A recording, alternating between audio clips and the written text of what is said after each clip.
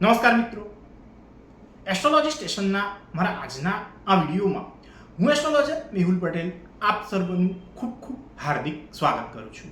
Astrology સ્ટેશનના મારા આજના આ વિડીયોમાં આપણે વાત કરી રહ્યા છીએ મેષ જન્મ લગ્નની જન્મકુંડલીમાં એકાદશ ભાવમાં જો ગુરુ હોય તો એનું કેવું યા તો શું ફળ મળે એ બાબત. તો તમારી જન્મકુંડલીમાં જ્યાં લગ્ન યા તો જન્મ લગ્ન એવું જ્યાં લખેલું છે ત્યાં જો એક લખેલું છે તો તમારી જે જન્મકુંડલી છે એ મેષ જન્મ લગ્નની જન્મકુંડલી છે એવું તમારે સમજવાનું છે.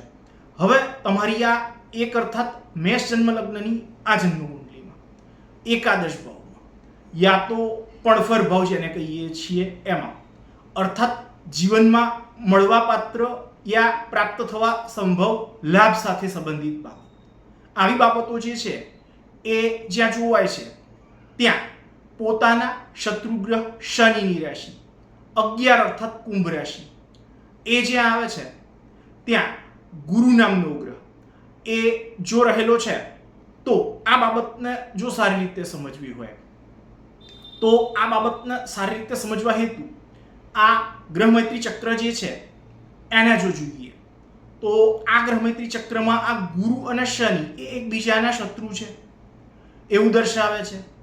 અને એટલે જ ભાગ્યબળની શક્તિ દ્વારા ધન લાભ એ તમને પ્રાપ્ત કરાવશે. પરંતુ આ ગુરુ જે છે એ 12મા ભાવનો અર્થાત વ્યય, ખર્ચ, ખોવાયેલ યા ચોરાયેલ વસ્તુ, પોતાના મૂળ સ્થાનથી દૂર યા સુદૂર ચાલી ગયેલ પ્રાણી, પક્ષી યા મનુષ્ય એના વિશેની બાબત, આવી બાબતો જે છે એ જ્યાં જોવાય છે ત્યાં આવતી રાશિ 12 અર્થાત મીન રાશિ એ જ્યાં આવે છે એ ભાવનો પોતે સ્વામી થતો હોવાના કારણે પોતે જ એક તો દોષપૂર્ણ બને છે.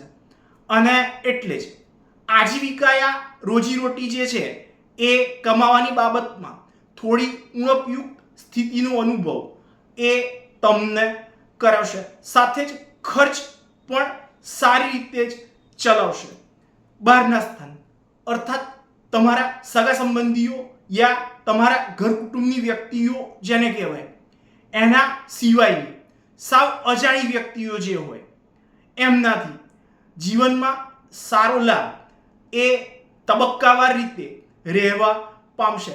સાથે જ ભાગ્યશાળી એવા તમને સમજવામાં આવશે. થોડાક અંશે ધર્મ યા ધાર્મિકતાની બાબતનું પાલન એ પણ તમારી પાસે જ કરાવશે. આ ગુરુ જે છે એ પોતાની 5મી દ્રષ્ટિથી 3જા ભાવને અર્થાત નાના ભાઈ બહેન, આવડગત અને હોશિયારી એની સાથે સંબંધિત બાબત, આવી બાબત એ જ્યાં જોવાય છે ત્યાં પોતાના મિત્ર ગ્રહ બુધની રાશિ 3 અર્થાત મિથુન રાશિ એ જ્યાં આવે છે ત્યાં પોતે દ્રષ્ટિ કરતો હોવાના કારણે આ બાબતને જો સારી રીતે સમજવી હોય તો આ બાબતને સારી રીતે સમજવા હેતુ આ ગ્રહમૈત્રી ચક્ર જે છે એને જો જોઈએ તો એમાં આ ગુરુ અને બુધ એ એકબીજાના મિત્ર છે એવું દર્શાવે છે. અને એટલે જ તમને તમારા ભાઈ બહેન સાથેના સંબંધો જે છે એમાં યા વ્યવહારની બાબતમાં ત્રુટિ યા ખામીયુક્ત બાબત એ પ્રાપ્ત કરાવશે. સાથે જ પરાક્રમ સંબંધિત બાબતમાં થોડી ઘણી સફળતા એ તમને જાત આધારે પ્રાપ્ત કરાવશે. આ ગુરુ જે છે એ પોતાની 7મી દ્રષ્ટિથી 5મા ભાવને યા તો ત્રિકોણ ભાવને અર્થાત પ્રેમ, પ્રણય, આકર્ષણ, સાહસ, પરાક્રમ, સંતાન, વિદ્યા એની સાથે સંબંધિત બાબત, આવી બાબતો એ જ્યાં જોવાય છે ત્યાં પોતાના મિત્ર ગ્રહ સૂર્યની રાશિ 5 અર્થાત સિંહ રાશિ એ જ્યાં આવે છે ત્યાં પોતે દ્રષ્ટિ કરતો હોવાના કારણે આ બાબતને જો સારી રીતે સમજવી હોય તો આ બાબતને સારી રીતે સમજવા હેતુ આ ગ્રહમૈત્રી ચક્ર જે છે એને જો જોઈએ તો આ ગ્રહમૈત્રી ચક્રમાં આ ગુરુ અને સૂર્ય એ એકબીજાના મિત્ર છે એવું દર્શાવે છે.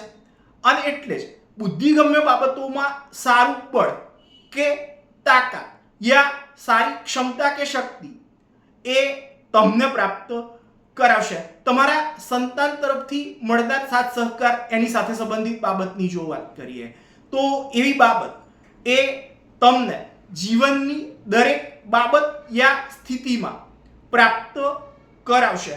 સાથે જ વાણી વાચાના વ્યવહારોની જો વાત કરીએ તો એની બાબતમાં યોગ્યતાયુક્ત પ્રભાવ અને સજ્જન જેવી સ્થિતિ યા સજ્જનતા યુક્ત બાબતોની પ્રાપ્તિ એ તમને કરાવશે. આ ગુરુ જે છે એ પોતાની 9મી દ્રષ્ટિથી 7મા ભાવને અર્થાત દાંપત્ય જીવન, ભાગીદારી, જાહેર જીવન અને રોજીરોટી કે આજીવિકા એની સાથે સંબંધિત બાબત, આવી બાબતો એ જ્યાં જોવાય છે ત્યાં પોતાના સામાન્ય શત્રુગ્રહ શુક્રની રાશિ 7 અર્થાત તુલા રાશિ એ જ્યાં આવે છે ત્યાં પોતે દ્રષ્ટિ કરતો હોવાના કારણે આ બાબતને જો સારી રીતે સમજવી હોય તો આ બાબતને સારી રીતે સમજવા હેતુ આ ગ્રહ મૈત્રી ચક્ર જે છે એને જો જોઈએ તો એમાં આ ગુરુ અને શુક્ર એ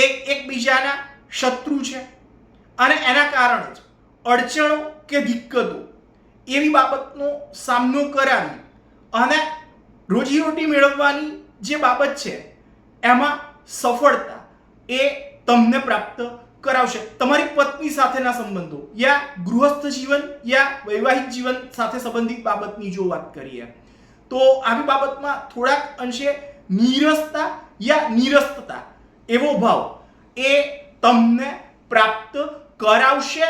આવું ભૃગુ સંહિતા નામના એમના ગ્રંથમાં ભૃગુ ઋષિએ વર્ણન કરેલું છે. તો મિત્રો, આ તો હતો મારો આજનો આ વિડીયો તમને કેવો લાગ્યો એ મને અવશ્યથી જ લખી અને જણાવજો. તથા સાથે જ મારા આવા જ અન્ય માહિતીસભર વિડીયોને જોવા માટે મારી આ ચેનલને સબસ્ક્રાઇબ અવશ્યથી જ કરજો તથા વધુમાં વધુ સબસ્ક્રાઇબ પણ અવશ્યથી જ કરાવજો. નમસ્કાર.